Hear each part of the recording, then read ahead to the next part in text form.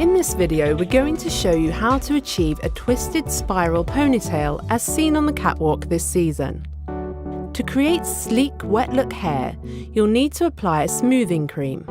Section off your hair, applying the product to the underneath layers first. Apply the cream to your roots and then smooth over the rest of your hair, working down to your ends. Now slick your hair back into a ponytail, securing it with a hairband. Wrap a small section of hair around your hairband to hide it and fix with a hair grip.